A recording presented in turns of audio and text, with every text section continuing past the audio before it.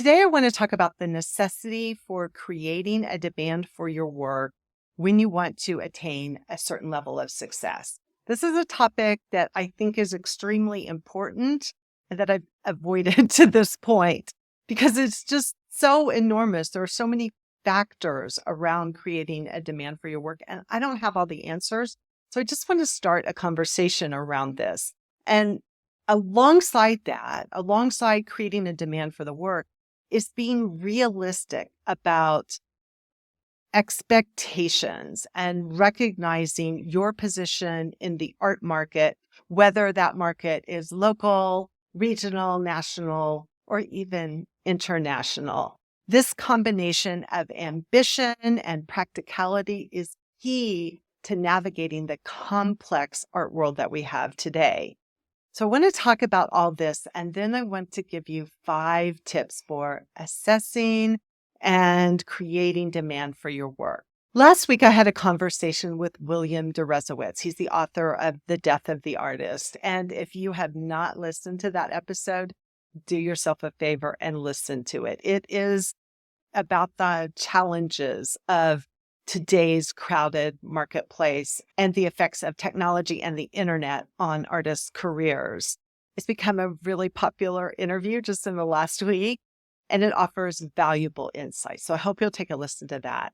Because understanding the lay of the land, what's out there, is vital. I have witnessed many artists employing marketing strategies that just aren't aligned with their goals, but also with their current situation. They're just not being realistic about where they are.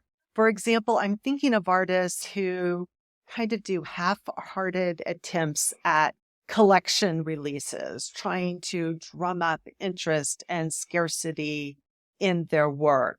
But they're doing this without having the necessarily required demand for their work already in place. Or artists who offer reproductions without even being able to sell the original image of the work. In both of these cases, you're setting yourself up for disappointment.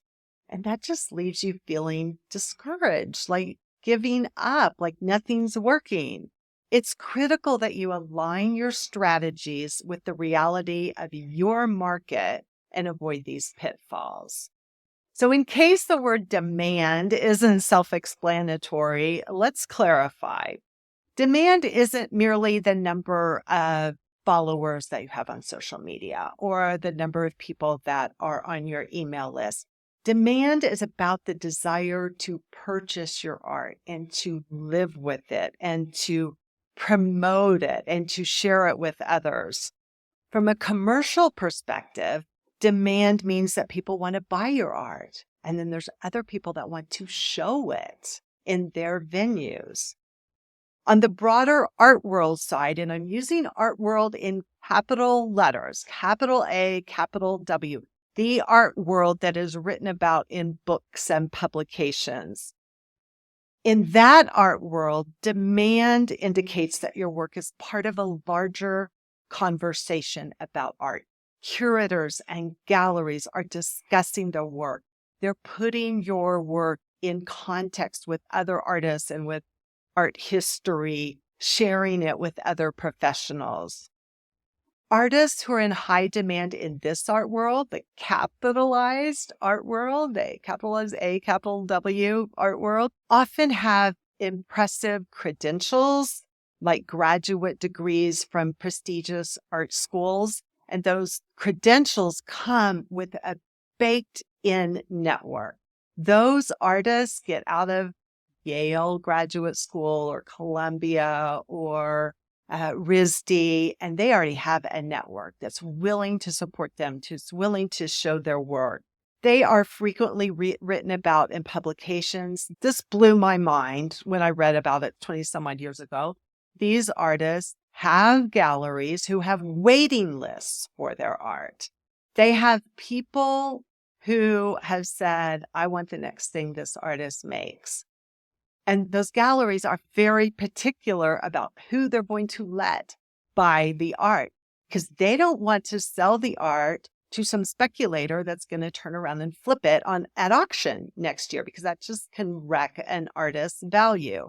These galleries who are showing these capital A, capital W art world artists are controlling the market, very, very protective of their artists. And while this may sound appealing, there are real risks and real problems that come with being an artist in this art world. Read any book about the contemporary art market or follow along with contemporary art market goings on. You'll see how much the art market has plummeted in 2024. Auction values have plummeted. Read Bianca Bosker's book called Get the Picture, just to kind of understand the lay of the land. It was published very recently, and it gives you a real sense of what this is like. So, it sounds good to be part of the capitalized art world, but for 99% of artists, it just isn't realistic to focus on creating that kind of demand. However, that doesn't mean that you can't have demand in your art world on your terms. We're going to explore that in just a minute. But first, let's look at the upside and the downside of having demand for your art. And before getting into the benefits of creating a feeding frenzy around your art, here's a gentle warning. Be careful what you wish for. High demand comes with certain responsibilities to your audience. You might feel pressured to produce at a rapid pace, maintaining a consistent output to meet market expectations. Additionally, this is real. You feel the need to feed the social media algorithms. That is a huge pressure on so many artists. And I've seen artists compelled to outdo themselves with every event, every show. They want bigger and better. And this just is not sustainable. And this is just not realistic. It's unsustainable. Pressure can lead to a troubling scenario where you create work for the market rather than from a place of genuine expression, rather than from your vision. This is a recipe for burnout. Listen to episode 119 of the Art Biz. My guest for that episode was Sarah Schroeder. And back in 2018, Sarah was just getting her feet wet back in the studio. She was liking what she was producing, and she started posting it on Instagram. Within a year, Sarah had 10,000 followers. People were responding to her work immediately. A couple months after that, she had 20,000 followers.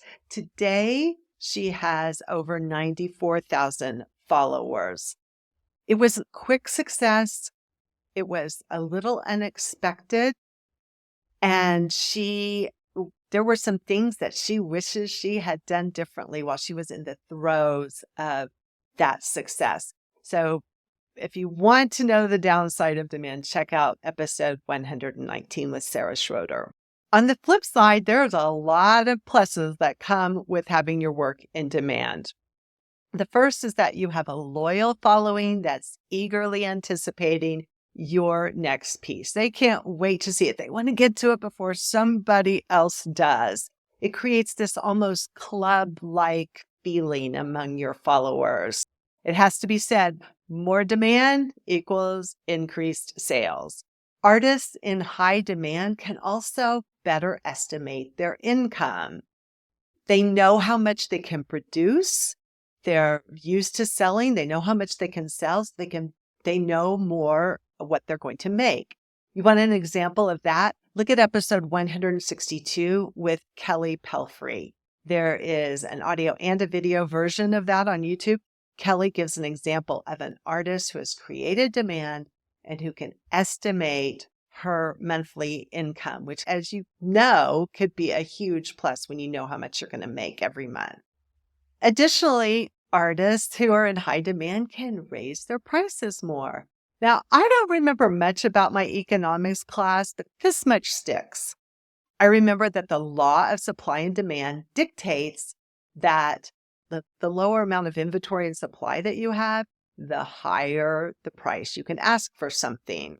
So if you can't keep up with demand, it's time to raise your prices. Also, increased demand opens doors for opportunities. As more people see your work, it sparks conversation. There's this buzz around your work, and that can lead to invitations for shows and for venues for selling your work. There are two key steps that you can take, that you can focus on to increase the demand for your art. The first is to focus on quality and originality, and the second, to nurture relationships. We've already established that the marketplace is crowded. In today's world, anyone can be an artist. You don't have to have a degree. You don't have to have credentials. You don't have to have a piece of paper. You can just hang out a shingle that says, I'm an artist. And while this democratization presents real opportunities, it's great that so many people can be artists. It also means that there's an abundance of mediocre work out there. And even, I dare say, bad work out there. The upside to this quality problem is that the best work tends to rise to the top. That's great. So on the one hand, we have to sift through countless images to find that really good work. On the other hand, there's a lot of really good work out there, far more than any one person can see in their lifetime. To truly stand out, you have to dedicate yourself to making exceptional work that remains close to your vision. This involves refining your materials and your techniques while continually challenging yourself to grow, to expand, to learn more, to get better. Maintaining curiosity and your place within the art ecosystem, whether it's expansive or a smaller niche market, is vital for developing your artistic voice. And if you remember nothing else, your unique perspective, that thing, that fingerprint that makes your work unique, must be the highest priority for intensifying the demand for your art. Focus on that quality and originality.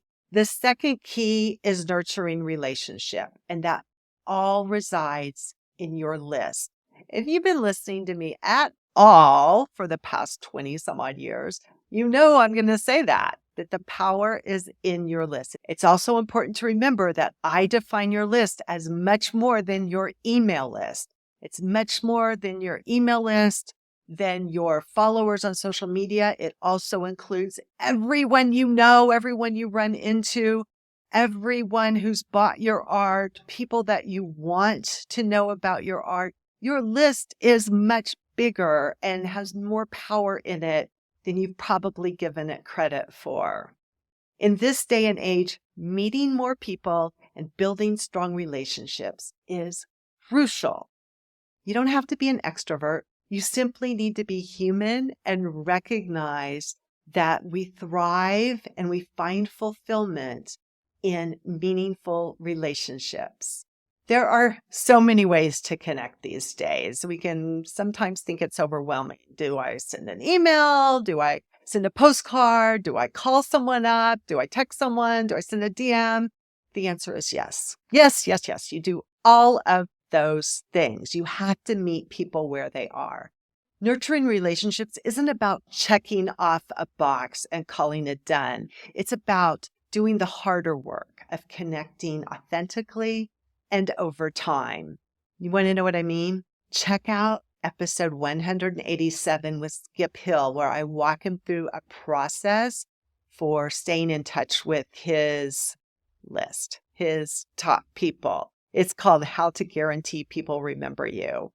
They'll remember you when you stay in touch with them. By combining these genuine connections with strategic insights, improved artwork, you can elevate your presence in your art world, however you're defining it. And so here are 5 practical tips to help you assess and cultivate that demand effectively.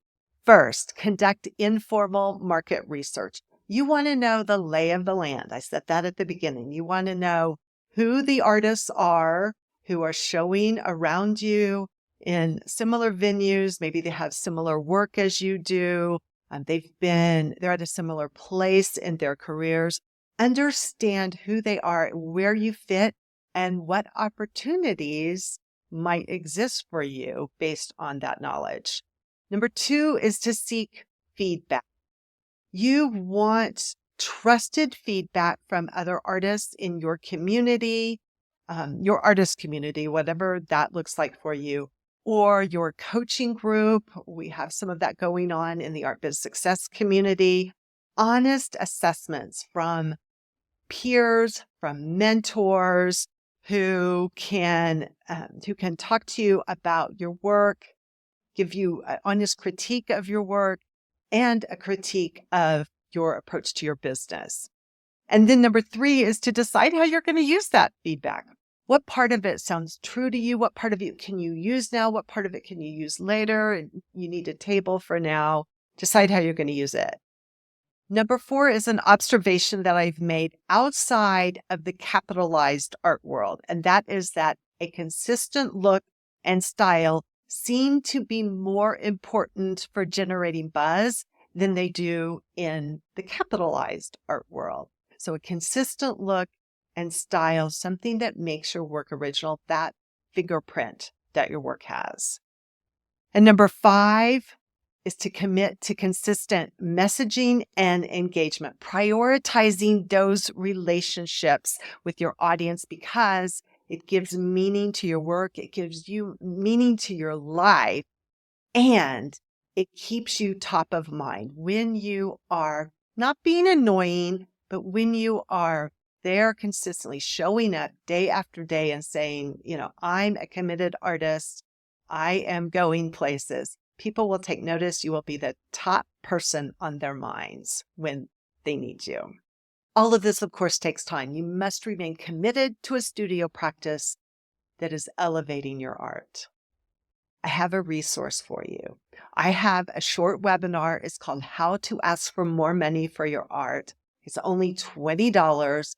And the reason that I make it so affordable is because it's fundamental. This is stuff that you could get piecemeal from here and there, but I put it all in one place.